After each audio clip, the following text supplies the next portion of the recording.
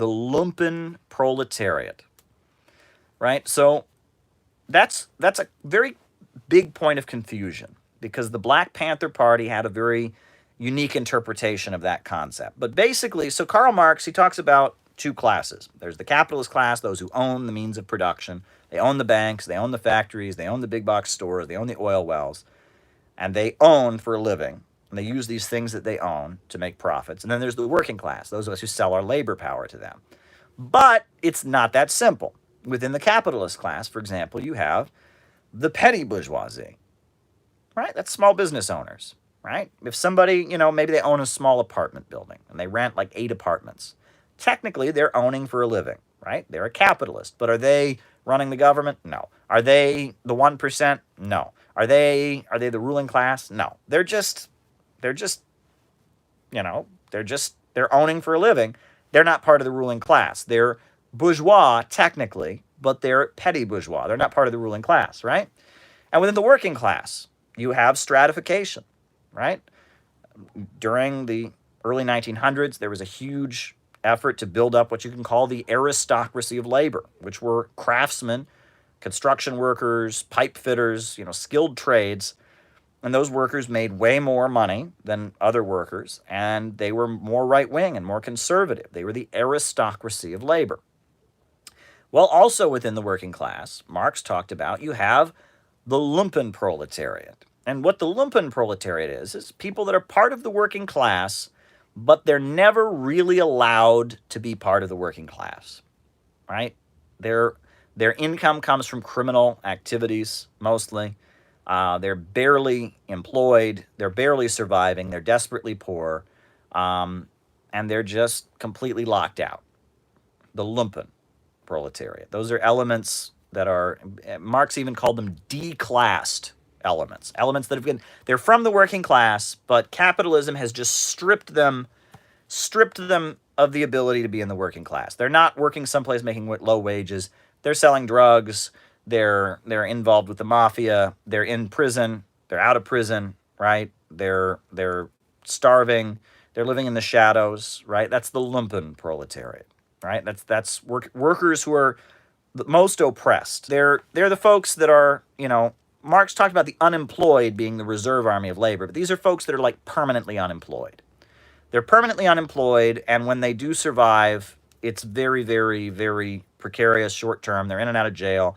And so that's the LumpenProletariat. And Marx had a negative view of the LumpenProletariat because he said the LumpenProletariat is so desperately poor, it'll work for whoever hires them.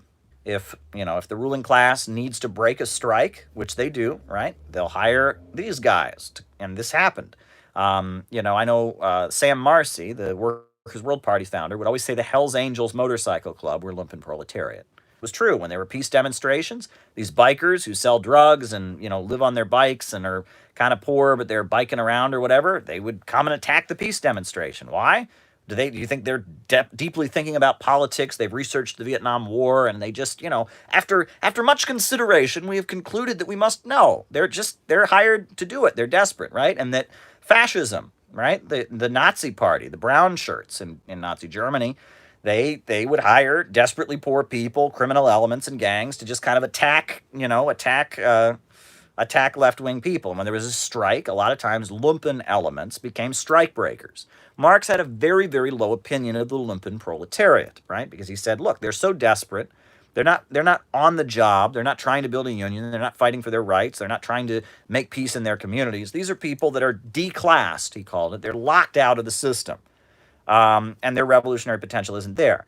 Now, the Black Panthers, they took Marx's understanding of the LumpenProletariat, and they argued that it applied to the entire black community, right? And that's not the case. The overwhelming majority of African Americans in the United States are workers. They go to work, they sell their labor power, their wages are significantly lower than other workers due to discrimination and the history of oppression and such. They're the last hired and the first fired. They're oppressed, absolutely, but they're workers, right? And this media stereotype that all black people are criminals or all black people are in jail, that's a racist stereotype. That's not true, right? African Americans in the United States are workers, right? Now, are there lumpen elements among the African American community? Sure. There's plenty of lumpen elements among the white community as well. The prisons are full of poor white people. I'll never forget. I went to a demonstration near Rikers Island one day, and it was, black and white marching against the prison industrial complex. I was doing a news story on it, and two desperately poor people were walking out of the area, out of they were walking. They had been at Rikers. There's like ocean, like they were walking. They'd been there to visit somebody. Two very, very poor people. I mean, you could tell, rotten teeth and ripped clothes, and just two very, very poor people started shouting like racial slurs at the demonstration. Those folks were lumpen, right? And they were visiting somebody on the inside who was, and you saw those folks, and it broke my heart to hear them hurling racial slurs at this protest that was black and white. But it's, there's plenty of white people that are lumpen also, right? But, when you're lumpen, when you're that desperate to survive, when you're addicted to drugs, when you're involved in criminal organizations, at that point, your ability to be a revolutionary is limited. And I think that was Marx's point. Huey Newton and the Black Panther Party, they argued that Marx was wrong about that, and they argued that the oppressed nationalities in the United States were the lumpen proletariat. That was their argument. And what's interesting is Frantz Fanon and a lot of the new left thinkers of the 60s, they drew from George Sorel, and they argued that instead of trying to build a mass party that was in communities and in neighborhoods, you should try to build some kind of fighting force, some kind of armed group that acts heroic and engages in violence, propaganda of the deed. And they argued that lumpen elements are useful in doing that, right? And Sorel and fascists and some of the ultra-left elements, they have this kind of idea that because lumpen elements, because people that are criminal, because people that have been involved in drugs and all of that because they're desperately poor, they're going to be more heroic, they're going to do violent stuff and all of that. That's an ultra-left deviation, right?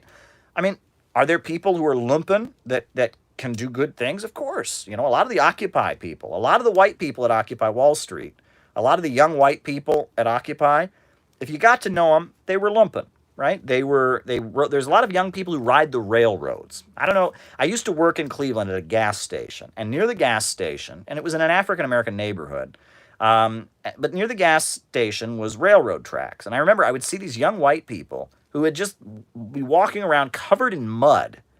And I always wonder, who the hell are they? And people said, those are railroad kids. There's a lot of young white kids who run away from home, and maybe they're from like a middle-class home, but they run away from home and they ride the railroads and they use drugs and they shoplift in order to get by. And, they have made themselves lumpen. They have declassed themselves. They might be from a working class household or maybe even a middle class petty bourgeois household. But because of whatever reason, they're rebelling, they become lumpen. They declass themselves. And a lot of the Occupy Wall Street kids, you talk to them, they were addicted to some kind of drug. They rode railroads around, and they were just kind of these lumpen elements who'd gotten assembled at Occupy Wall Street. And they were useful to the organizers of Occupy Wall Street because they were a crowd, right? You could have a crowd there. But at the end of the day, could they build a sustainable movement that was in neighborhoods and in communities? Could they articulate politics in a way? Were they going to put them? No, of course not. They're lumpen, right? And that's the thing, is lumpen elements, they can be useful in some cases, but they're not the broad masses of people. The overwhelming majority of people in the United States are not lumpen, right? And the lumpen proletariat, the actual lumpen proletariat, not what Huey Newton argued about the lumpen proletariat, not what Frantz Fanon and the Black Panthers argued was the lumpen proletariat, but the actually lumpen proletariat, the Hells Angels Motorcycle Club, the Crips and the Bloods, there's like some gangs in Indiana, there's some white supremacist drug dealing heroin gangs that are like the Aryan Nations or the Aryan Brotherhood, like those guys. That element, there's nothing revolutionary about those folks, right? They're struggling to survive. They're addicted to drugs. They're selling drugs. They're fighting other gangs. They're going to prison. They're out of prison. They're getting in shootouts with other gangs. They're not going to make a revolution. And that there is this kind of, among the middle class left, there's this desire to romanticize those people, to make those people into, well, these are Robin Hoods, and those are badasses, and they're like, again, do we see occasionally lumpen elements doing good things? Yes, right? During Hurricane Katrina in New Orleans.